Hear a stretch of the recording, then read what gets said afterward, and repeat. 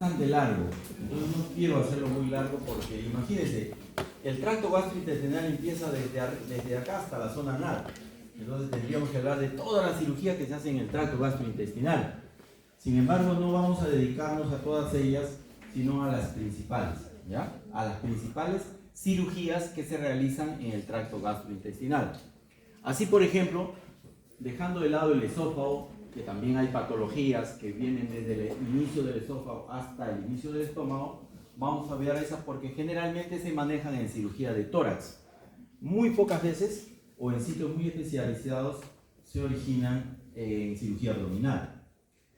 Una sí de las frecuentes que hay que conocer es la cirugía del estómago. Y para conocer la cirugía del estómago, un recuerdo rápido, ¿no?, de la anatomía del estómago con todas sus partes. Ahí está el fondo, el cuerpo, el antro, el píloro, que ustedes ya conocen, inicio de la primera porción del duodeno y el esófago en la zona respectiva. Recordar la irrigación. Hay que conocer la irrigación que tiene, así como todos los órganos, como las arterias pueden ir a través de una circular mayor, una circular menor, con sus diferentes variaciones, gástrica derecha, gástrica izquierda y sus dependientes. Cómo tiene relación con el colon, cómo tiene relación con el hígado, cómo el estómago tiene relación con el duodeno y con el esófago, ¿no? Esta irrigación es importante porque cuando vamos a realizar una gastrectomía, tenemos que realizar una ligadura de los vasos principales que irrigan el estómago sin dañar a otros órganos. ¿Por qué? Porque la vascularización no es solo para el estómago. Hay vascularización que depende para el duodeno, hay vascularización que depende para el páncreas, hay vascularización que va incluso al vaso. Y si nosotros ligamos de frente, por ejemplo, el tronco celíaco, no va a haber irrigación para el estómago, no va a sangrar el estómago, pero se va a morir el páncreas, se va a morir el vaso. Entonces hay que ser selectivos. Hay muchas cirugías, ahí ven la relación del estómago, como está ahí con el hígado, el duodeno, el páncreas y el vaso, ¿no? Cómo nosotros podemos ingresar a través del hiato de Winslow que está entre el colon transverso y el estómago, separamos y hay un huequito por ahí por donde podemos entrar hacia atrás. Esa parte en el medio que está en el centro, ¿no?, se llama la transcavidad de los epiplones, es decir, donde podemos ver la cara posterior del estómago. Cuando ustedes entraron a ver en el chanchito, se ve la parte anterior, más no la parte posterior. Esa parte posterior tiene que entrar ustedes a esa cavidad. ¿Cómo se levanta esa cavidad? ¿Cómo se puede entrar levantando entre el estómago y el colon transverso para ir a la cara posterior del estómago? Hay muchas patologías por las cuales se tenga que operar un estómago. Una de ellas, ya no tan frecuente, antes era mucho más frecuente con el uso de los bloqueadores H2 y de los inhibidores de bomba de protones, ha disminuido. Es la úlcera duodenal perforada o la úlcera gástrica perforada. En esos casos, el paciente ingresa a sala de operaciones porque se perfora una víscera hueca, ¿no? El paciente viene por un abdomen agudo quirúrgico, con neumoperitoneo en la placa y con signo de rebote positivo.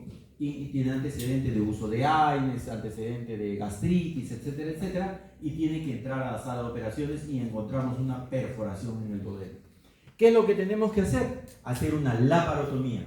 Esa laparotomía nos permite ingresar, ver la zona de perforación, y en la zona de perforación tenemos que suturar con un material absorbible a largo plazo. Se puede colocar también como esta técnica, que esta técnica le colocan un pedazo de piplo en la zona, se llama técnica de Graham. Es decir, en la zona donde está la sutura que ha hecho usted, coloca un refuerzo con el epiplo mayor, ¿no? Algunos términos que hay que conocer, como por ejemplo una gastrotomía, una apertura del estómago, por ejemplo, para hacer una biopsia, por ejemplo, para colocar una sonda de alimentación a través de una gastrotomía, o una gastrografía cuando vamos a hacer una reparación del estómago, cuando hemos hecho una biopsia y vamos a tomar. Una de las que se hace la gastrotomía. La gastrotomía significa colocar una sonda dentro del estómago para que a través de ella el paciente se pueda alimentar por vía digestiva, ¿no? En los casos de cánceres avanzados, cáncer de esófago, donde el paciente no puede ingerir alimentos. Entonces lo podemos alimentar a través de una gastrostomía. Hay diferentes formas de hacer gastrostomía, ¿no? Las más frecuentes o las que deben conocer es la de Witzel, la que está en el número 1, ¿no? Se coloca la sonda y se le refuerza con puntos hacia afuera. En la clase le vamos a pasar, si no lo ven bien, no se preocupen. En la clase que le hemos dado a la delegada, ahí lo van a ver. Entonces la primera, la de Witzel, que es una de las más conocidas. A través de ella, en todas esas técnicas, la idea es colocar una sonda dentro y fijar la sonda para que ésta no se salga. Nos permite alimentar al paciente, ¿no? A veces en el tratamiento de la úlcera hay que tratar de hacer lo que se llama una vagotomía. ¿Qué quiere decir esto? Que a veces la úlcera, ustedes saben, se produce demasiado ácido por estímulo de los vagos, entonces tenemos que hacer una vagotomía, es decir, tratar de seccionar el nervio que está produciendo el exceso de ácido. Como hemos dicho, esto ya no se hace muy frecuente porque se puede usar los inhibidores de la bomba de protones, es decir, sale ácido, pero yo puedo bloquear esa producción de ácido. Sin embargo, en algunos casos, como el síndrome de Zollner-Edison, todavía se tiene que hacer. Cuando ligamos el nervio vago, hay que hacer una piloroplastia. ¿Qué cosa es una piloroplastia? Significa que cuando yo quito inervación, esto se pone tenso, cerrado, y no habría vaciamiento gástrico. Entonces tengo que dilatarlo. Y la técnica más usada es la piloroplastia. La piloroplastia significa que en la zona del píloro hago un corte, como está viendo en el A. Hago un corte longitudinal. A través de ese corte longitudinal, ustedes saben que ahí hay un esfínter, el esfínter pilórico. Ese esfínter lo voy a cortar y el cierre lo voy a hacer en forma transversal. Corto longitudinal y el cierre lo hago en forma transversal. De esa manera, al hacer esa plastía, se dilata. Si yo lo cerrara en forma longitudinal, se estrecharía más. Entonces, la técnica de la plastía significa en hacerlo longitudinal, pero al cierre lo cierro al contrario. Y al cerrarlo al contrario, se amplía, se dilata y evita que no puedan pasar los alimentos. Se puede sacar partes del estómago, ¿no? Es decir, todo el estómago o partes del estómago. A veces hay que ligar ciertos nervios o hay que sacar cierta parte del estómago. Eso se llama gastrectomía subtotal. Saco una parte del estómago. Gastrectomía total, saco todo el estómago. Cuando saco la parte inferior del estómago, eso se llama gastrectomía subtotal.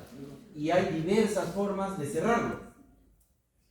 Como si yo saco un pedazo de estómago, la parte inferior, hasta el duodeno, me quedaría un tercio del estómago arriba y me quedaría el duodeno abajo. La más frecuente, la que deben saber ustedes de cómo se realiza una reparación después de hacer una gastrectomía subtotal, es la Billroth 1. ¿Ya? Ahí está, Billroth, o diría Billroth 2. La Billroth 2, una anastomosis Billroth 2. Voy a llevar una asa, ahora vamos a ver la diferencia, una asa hacia ese lado, voy a suturar todo el estómago casi, y una parte voy a hacer una anastomosis entre el estómago y el intestino, o sea, gastrointestinal, para que el alimento pase por ahí. Ahora lo vamos a ver acá, ¿no? Entonces, hay varias formas, ¿no es cierto? Hemos dicho, hay varias formas, ¿no? Hay varias formas de reparar, ¿no? Una de las formas de reparar, acá en la primera están viendo la Billroth 1, es la que me refería, ¿no es cierto? Entonces ustedes llevan un asa hacia el lado porque si no el alimento no pasaría, ¿verdad? El alimento no pasaría. Para que el alimento pase, tiene que necesariamente haber una comunicación entre el estómago que queda y el intestino, ¿cierto? O el duodeno. Entonces, cuando vemos nosotros acá, ¿no? Hemos seccionado, acá están viendo, este es el estómago y estamos seccionando una parte. Cuando yo anastomoso o uno directamente los dos, es decir, saco una parte del estómago y uno directamente con el duodeno, ¿no? Lo uno en forma directa, eso es Billroth 1, es decir, lo estoy conectando en forma directa, no se vayan a confundir, ¿ya? Lo estoy conectando en forma directa. he hecho una anastomosis, ¿no? Gastroduodenal, es decir, del estómago al duodeno. Esa se llama operación de Billroth 1. Estoy uniendo el estómago residual con el duodeno, ¿correcto? A diferencia de la Billroth 2, donde no voy a anastomosar el duodeno lo cierro. Pero si lo cierro, ¿cómo pasa el alimento? Entonces, el alimento puede pasar de diversas formas. La más frecuente es la Billroth 2, la que están viendo ahí. Hago una asa y esa asa la anastomoso al estómago. Y el alimento va a pasar de ahí en forma. Y las enzimas, ¿por dónde pasarán? La bilis, todo. Por esa asa desfuncionalizada. El duodeno que ha quedado, por ahí sigue pasando todas las enzimas y en el intestino, en el yeyuno, se van a encontrar el alimento más las enzimas. Hay diferentes variaciones, como están viendo ustedes, ¿no? Diversas técnicas que se han realizado, pero la que ustedes deben saber es esa, ¿no? Hay una especial que se llama anastomosis en Jeder-Rux. Recuerden que cuando hablamos de vías biliares le hablamos de una Jeder-Rux también, ¿no? Cuando el hepático se unía directamente al intestino para que la bilis del hígado pase directo, revísenlo porque eso también va a ser parte del tema de ahora. Entonces, acá también es igual, sí, sí. ¿Por qué la parte del duodeno que se lo cierra, verdad? Se supone que por ahí debe pasar lo que son los jugos pancreáticos y la bilis. ¿Por qué no se podría unir el estómago? ¿El duodeno te refieres? Porque hay una parte que queda así, ¿no? O sea, En el Billroth 2. ¿En el 1? No, en el 2. Ah, en el 2. Ah, ¿por qué no lo pongo directo? Ajá. Claro, lo puedo, por eso aquí hay dos técnicas. Una es la Billroth 1 y otra es la Billroth 2. ¿Por qué la Billroth 1? ¿Por qué se hace a veces Billroth 1 y por qué no hago Billroth? ¿Por qué a todos no le hago Billroth 1? ¿A eso te refieres? O sea, ¿por qué tendría que hacer esto que es más complicado? ¿Por qué razón?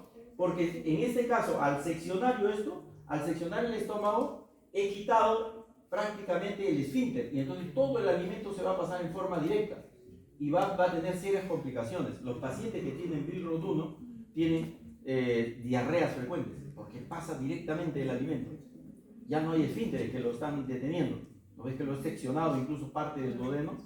Entonces, para evitar, para hacer un poco de retardo, entonces se usa esa técnica de la Billroth 2. Entonces, al hacer la Billroth 2, el alimento pasa y las enzimas pasan por un lado. Y recién los dos se van a encontrar en la parte inferior para que se haga la digestión. En la Billroth 1 va a pasar de frente, porque está prácticamente en contacto con el duodeno.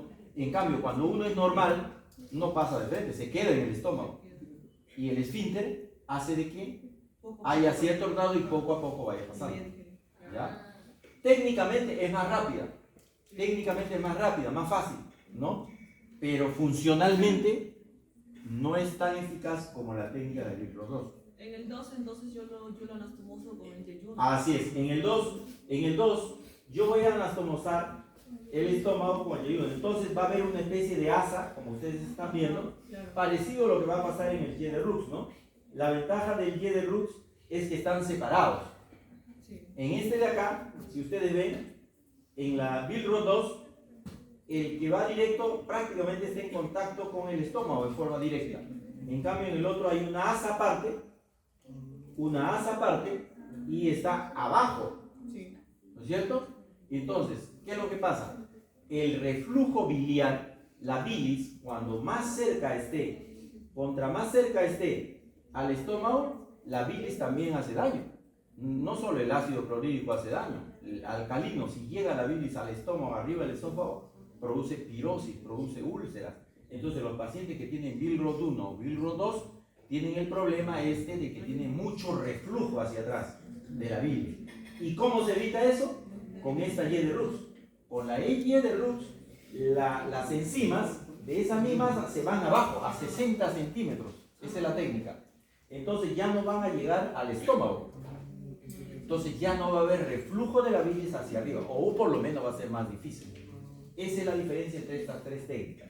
Esta es la técnica en Jeder-Rux, en la cual se secciona igual que vimos en el caso de la hepatoyeyunostomía, es decir, se secciona 60 centímetros el yeyuno, desde el ángulo de 3, el asa que queda hacia acá se lleva hacia arriba y uno ese pedazo lo uno más o menos a medio metro hacia una anastomosis yeyuno-yeyunal.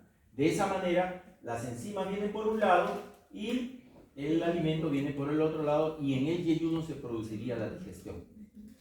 ¿Sí? Hay variaciones de esa Y de Rux, si la paso por delante, si la paso por detrás, pero la técnica es la misma, es decir, se trata de hacer una Y de Rux, ¿no? Parece una Y, por eso se llama Y de Rux. Ahí están viendo, mírenme, más o menos el promedio, cómo es que se hace, ¿no? También se puede hacer cuando se saca todo el estómago. Imagínense que saco todo el estómago por un cáncer. Entonces me queda el esófago y me queda parte del duodeno. Entonces, ¿cómo nosotros tendría que llevar el duodeno hacia el esófago? Y hay una distancia larga, es difícil. Entonces se utiliza la técnica de Y de Rux, cuando hay una gastrectomía total también, ¿no? Entonces estoy llevando, en vez de llevarlo al estómago, lo estoy llevando al esófago en forma directa. Pero para conectar los conductos de tanto el coledo como el pancreático, entonces haría una perforación en el duodeno. Claro, no, en el yeyuno, porque se lleva el asa. El yeyuno no hace que se conecte con el estómago. No, es que me estás hablando de la vía biliar, o me estás hablando del de acá. Una cosa es la vía biliar, en el cual se anastomosa el hepático común con el yeyuno. Y acá no, acá estamos anatomosando, en este caso, el esófago con el yeyuno. Y en el caso anterior, el estómago con el yeyuno, dependiendo de lo que yo haya sacado. Si he sacado un tumor de vías biliares o no he podido, entonces el hepático lo anastomoso a la Y de Rux. Si hago una gastrectomía total, el esófago lo anastomoso a la Y de Rux. Y si hago una gastrectomía subtotal, el estómago lo anastomoso a la Y de Rux. ¿Está claro? ¿Seguro? Doctor, sí. En la total, ¿cómo solucionan el problema del trabajo mecánico que hacía el estómago y respecto al ácido que se producía para digerir los alimentos?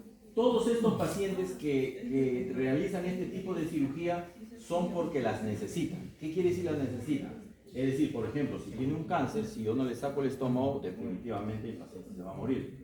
Todos estos pacientes, todas estas cirugías tienen complicaciones secundarias que vamos a describir al final, por esas razones que tú estás diciendo, porque no es una anatomía normal, es una anatomía alterada, pero que le va a permitir al paciente un grado de sobrevivencia, y de acuerdo al manejo le va a dar un grado de sobrevivencia adecuado. Son operaciones a veces paliativas incluso en algunos pacientes, ¿ya?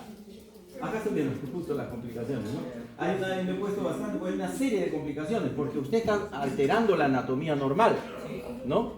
El tránsito normal no va a pasar, puede haber retención, puede haber diarrea, puede haber problemas neurológicos, puede haber el famoso síndrome de Dumping, donde el paciente tiene una serie de diarreas y siente malestar, distensión, disconfort, alteraciones de la motilidad, etc. Pero que obviamente con cada una de estas cirugías es mayor o menor. Por ejemplo, con las técnicas que estamos viendo de la Y de Rux se disminuye bastante estos síntomas, ¿no? Pero no desaparece. Un paciente operado con este tipo de cirugía siempre tiene algún trastorno, que obviamente se trata de minimizar, ¿no? Usando algunos métodos, por ejemplo, prokinéticos, antiulcerosos o enzimas digestivas, si no tiene adecuada cantidad digestiva. Puede incluso llegar a tener enfermedades metabólicas, ya no hay el estómago, no se absorbe, entonces puede haber anemia, incluso porque no se puede absorber incluso la vitamina B12. Entonces los pacientes tienen complicaciones. Estas son cirugías grandes que tienen una serie de complicaciones. El síndrome del asa aferente, de esa asa que se queda, se puede quedar alimento, se puede obstruir alimento, no tiene la misma capacidad, ¿no? Puede dar infecciones, ¿no? Puede haber distensión abdominal. Es lo que se hace también parecido en la cirugía de obesidad.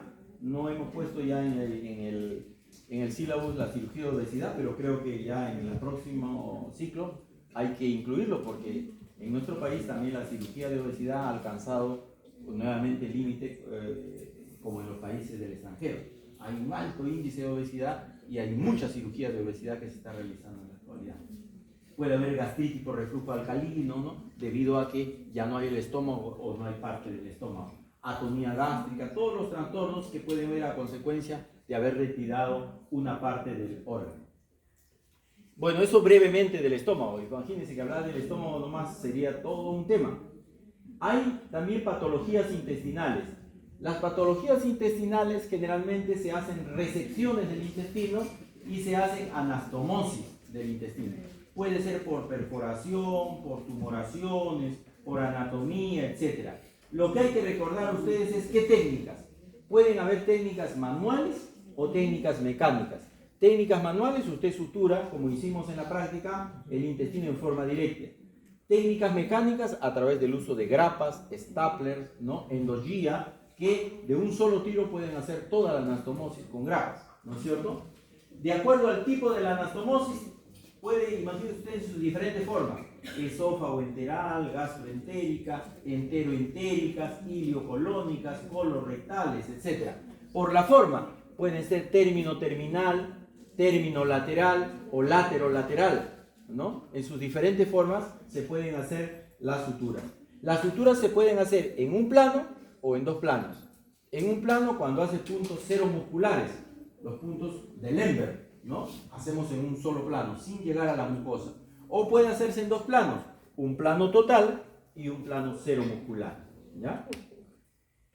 Algo más con respecto a intestinal, las ostomías, cosas que deben saber ustedes. ¿Qué es una ostomía? Una comunicación de algún órgano hueco con la cavidad o con el exterior, especialmente con la parte cutánea. Entonces se trata de acceder a través de la pared abdominal temporalmente, por lo general, hacer que el contenido intestinal drene al exterior de alguna forma.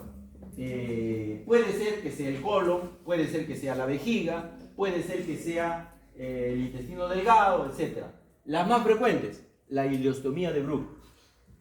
Se lleva el ilio al exterior, se saca, así como están viendo el esquema, ¿no? Se corta, se secciona y se cierra la parte distal.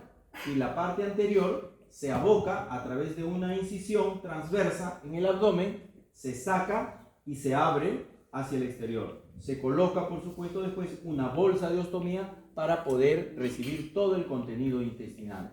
Esto se hace temporalmente y después, en una segunda operación, se vuelve a reparar nuevamente, como si fueran dos cañerías que se han separado, a través de las diferentes técnicas que le hemos dicho, ¿ya? Esa ostomía o ileostomía de Bruch se debe fijar al intestino para que el asa no se regrese, porque si no se regresaría al abdomen, ¿ya? También el colon se puede llevar, ¿no? O el mismo intestino. Hay diversos tipos de ostomías. Esa que hemos visto es una ileostomía terminal, pero por ejemplo se pueden sacar las dos bocas, como esta de acá. Esta será una ostomía en cañón de escopeta, porque es como si tuviera dos cañones, ¿no? Tanto el asa proximal como el asa distal, los dos se sacan. Primero se saca el asa y el asa se abre. Por ejemplo, esa se llama colostomía en asa, la que está al lado izquierdo allá. Usted corta al medio y los dos salen a través de un mismo conducto. O si no, se separan los dos conductos, como esta que se llama en cañón de escopeta, ¿ya? Como si fuera una escopeta de dos tiros, ¿no? Hay que tener cuidado, lo hemos dicho, en el intestino, cuando se sutura el intestino, ver la irrigación. Los vasos rectos irrigan en forma directa al intestino, yeyuno o ilio. Si usted secciona una parte, tiene que estar seguro que el borde que va a anastomosar no tenga sufrimiento vascular, porque si no, se va a abrir. Entonces tiene que estar seguro, y de preferencia se hacen las incisiones un poco oblicuas para que la zona tenga la vascularidad correspondiente. Si usted ve que está cianótica, no lo suture, más bien corte un poco más de intestino para poder suturarlo. Hay que resecar más o menos, por ejemplo, en este caso del intestino, si hay una tumoración, unos 5 o 10 centímetros alrededor. Podemos seccionar y hacer la anastomosis término-terminal. No dejar de suturar el mesenterio al medio, al lado izquierdo, porque queda un hueco. Y si usted no sutura ese hueco, puede producirse una hernia interna. Y se puede meter otro intestino ahí y el paciente puede tener una obstrucción intestinal. A veces estas suturas que se cierran en el intestino, término-terminal, se pueden estrechar, se pueden reducir y el paciente puede tener dolor o los alimentos no pueden pasar adecuadamente. Entonces hay que hacer una estenoplastía. parecido a la piloroplastia que les expliqué. La piloroplastia se hace una incisión vertical y se anastomosa en forma transversal. De esa manera se produce la dilatación de la zona. También puede, dentro de la patología gastrointestinal, están los cuerpos extraños, ¿no? Los cuerpos extraños que son ingeridos por los pacientes o introducidos por pacientes, y hay que entrar a la cirugía a hacer una enterotomía, una colotomía para extraer. No es mentira, es una placa de un paciente que se ha ingerido todo eso que están ustedes viendo. O hay pacientes que ingieren cuerpo extraño, niños que se comen monedas, ¿no? O adultos que ingresan cuerpo extraño a través de la zona anal, ¿no? Botellas, hemos tenido zanahorias, ¿no? Que hemos extirpado, que hemos tenido que perforar, extraer a veces el intestino para poder sacar el cuerpo extraño, ¿no? Entonces, eso es también bueno. Y luego se anastomosa, se cierra, ¿no? Y el paciente puede ir bien. Ahí están viendo los diferentes tipos de colostomías. O sea, el intestino grueso, así como el delgado, se puede sacar hacia afuera. Y al sacar hacia afuera, se puede hacerlo en forma terminal. Puede ser terminal, es decir, que saca usted el intestino hacia afuera y ahí queda permanente haciendo sus deposiciones. Un cáncer avanzado, que usted no va a poder volver a cerrarlo, queda con su ostomía para toda la vida. Puede ser en asa, como hemos visto en el anterior, se saca el intestino, el sigmoides, y se queda afuera y se abre, temporal. Puede ser dividida, la más frecuente, la que deben saber, como siempre, la de Hartmann, la E.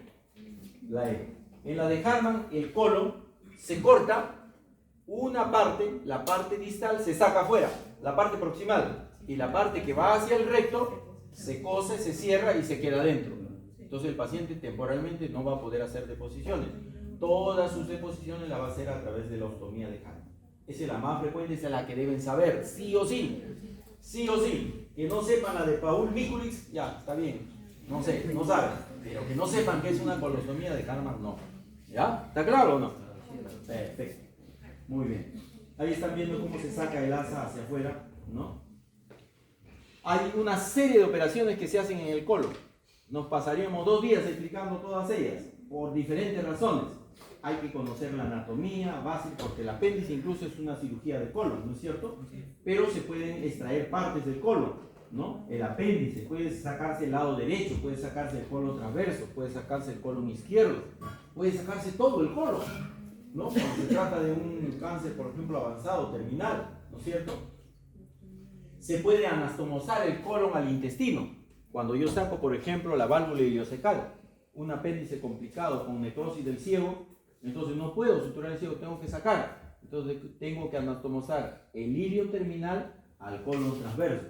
En ese caso se llama una anastomosis ilio-transversa, ¿no es cierto? Que puedo hacerla término-terminal o látero-lateral. Y eso depende de la técnica del cirujano. Por eso que la cirugía es técnica. Puedo hacer una hemicolectomía derecha. Para eso tengo que conocer la irrigación del colon. Cómo, dónde nace la cólica derecha, hasta dónde tengo que clipar la arteria, porque si no, necrosaría parte del intestino. Tengo tumores, por ejemplo, en el colon transverso, tengo que ampliar la anastomosis, pero para eso debo de conocer la irrigación e identificar el vaso para poder ligar el vaso respectivo. Tengo que hacer, por ejemplo, una hemicolectomía parcial izquierda del ángulo esplénico, o una hemicolectomía izquierda, un tumor, un cáncer, por ejemplo, del sigmoides, ¿no? Tengo que resecar y bajo el colon transverso y lo anastomoso a la zona del recto, ¿no es cierto? En una forma término-terminal o lateral, manual o a través de suturas mecánicas. Por supuesto, la sutura mecánica es buena, pero cuesta muchísimo, ¿no? Comparado a ponerle puntos, nada más. A veces puede estar el borde de los 2.000 soles, 3.000 soles, una agrapadora, nada más. Puede sacarse el recto, imagínense una tumoración del recto. Entonces, esa tumoración del recto tiene que resecarse, entonces eso se llama resección anterior baja del recto, ¿no? Y la operación más frecuente en esa zona es la resección abdominoperineal. Cuando hay una tumoración, un cáncer de ano recto y no se puede resecar, hay que resecar todo prácticamente el recto y parte del ano para sobrevivir al paciente. Y el paciente puede vivir tranquilamente si se detecta a tiempo. Y luego llevar directamente, ¿no?, el asa hacia la zona o hacer una ostomía temporal, ¿ya? hay muchas complicaciones que pueden haber cuando se hacen este tipo de suturas, ¿no? Desde necrosis, hemorragias, torsión, estenosis, fuga. Las más frecuentes son las fugas. Hay otras patologías que también se tratan en cirugía gastrointestinal, como por ejemplo el prolapso rectal. El prolapso de mucosa rectal, ¿no? Donde hay una debilidad y sale la mucosa hacia afuera y el paciente sufre constantemente cuando hace sus deposiciones. Hay que hacer una resección de esa mucosa y llevarla hacia arriba, ¿no? Ahí están viendo cómo se... O otra técnica, se entra por el abdomen, se jala el recto y se le fija con una malla para que no se regrese hacia abajo, ¿no es cierto? Ahí están viendo cómo hacer, por ejemplo, una de esas técnicas, ¿no? Hay otras patologías como las hemorroides, ¿no? Las hemorroides es frecuente, entonces tienen que saber que las hemorroides, cuando son de grado 3 y 4, no se tratan ya médicamente, tienen que ser tratadas por el cirujano. Hasta el grado 1 y 2 puede tratarlas el gastroenterólogo, con pomadas, cremas, todo lo que ustedes conocen de la hemorroides. Pero en el grado 3 y 4, o cuando la hemorroides está trombosada en el lado izquierdo, tiene que ir a cirugía. Tiene que ser extirpada, hacer una hemorroidectomía. La técnica más frecuente de la hemorroidectomía es la técnica de Milligan-Morgan, en la cual se extrae el hemorroide, se reseca el hemorroide y se deja abierta la herida para que cicatrice por segunda intención. ¿Ya? Cuando la hemorroide es de grado 1, 2 o grado 3, se pueden poner bandas elásticas para evitar la operación, es decir, bandas de caucho que ligan al hemorroide y hacen que este se necrose y se caiga, ¿no? Si no, tiene que ir a la cirugía para retirar el hemorroide que está afectando. La técnica abierta, la más frecuente, es la Milligan-Morgan. Hay una técnica cerrada, es la que están viendo ahí, técnica de Ferguson, en la cual se quita el hemorroide y se pone en puntos. Las dos técnicas son buenas, pero ¿cuál es la desventaja de la Ferguson? Que como usted la cierra y está en el ano, en el recto, y por ahí pasa deposiciones, ¿qué puede pasar? Que se puede abrir, se infecta y se abre. Y termina como una Milligan-Morgan. Por eso Milligan-Morgan dijo, ¿para qué voy a cerrar si después se va a abrir? Mejor saco el hemorroide y lo dejo abierto y que se cierre solo. Entonces evita que se forme un absceso porque está abierta la herida. Por eso es una operación dolorosa, dificultosa, ¿no? En los pacientes que tienen hemorroides, pero que a veces es necesario hacerlo. En el Milligan-Morgan, o sea, solo lo saco y... Se saca el hemorroide y la herida se queda abierta. No se cierra. Pero y si está importante ir al baño, no sé. Es que el paciente después de eso, entre cerrarlo, si tú lo cierras, se va a formar un absceso. En cambio, si está abierto puede haber infección, pero usted lava todos los días, se le indica al paciente que tiene que hacer baño de asiento, se le da antibióticos preoperatorios, etc. Se evita más que si fuera cerrado, ¿no? ¿Ya? Acá tienen las hemorroides, cómo se hace la operación, cómo se reseca el hemorroide, ¿no? Otra patología que es frecuente es la fisura anal. Pacientes que están con dolor anal, van al baño, tienen dolor cuando defecan, sienten un ardor, les hace la vida incómoda y se nota que hay una rasgadura en la zona anal. Eso se llama fisura anal. Cuando es aguda se puede tratar médicamente, pero cuando es una fisura crónica solo se trata quirúrgicamente, porque los músculos se han contraído y esa fisura no va a cerrar. El paciente lloran hasta por dolor para ir a defecar, no quieren defecar porque les produce demasiado dolor. Entonces hay que hacer una fisurectomía o una fisurotomía, ¿ya? Entonces se reseca, ¿no? En algunos casos la fisura, o se reseca, como se corta la fisura, se raspa la cintura para que vuelva a cicatrizar. Hay otra técnica que es mucho más efectiva en la actualidad, se llama esfínterotomía interna lateral. ¿Por qué no cierra la fisura? Porque está contraído el ano. Entonces las cirugías, ¿qué es lo que trata de hacer? Cortar el músculo para que se relaje un poco y de esa manera produzca la cicatrización. Hay otras patologías que también entran en la cirugía, los abscesos anorrectales y las fístulas. Ustedes seguro en teoría van a revisar eso, pero el tratamiento de un absceso es quirúrgico. Usted le da antibióticos y no va a mejorar si usted no lo drena.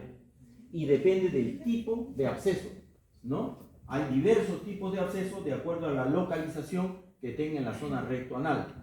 Asimismo, después de un absceso se pueden formar fístulas, es decir, que pueden formarse comunicaciones entre el recto y la zona perianal, y el paciente tiene como un granito ahí que le sale secreción, material fecal, se infecta, hacen absceso, constantemente se cierra, se abre, no se cura. entonces el gastroenterólogo lo manda al cirujano para realizar una fistulectomía, ¿no? Cuando es un absceso, esta es la técnica, ¿no? Igual que como abrimos en menores, ¿no? Se produce anestesia, generalmente acá anestesia regional porque es sumamente dolorosa esa zona, y se perfora, se saca y se deja un dreno a veces, ¿no? Las fístulas son comunicaciones que hay entre el recto y la zona perianal.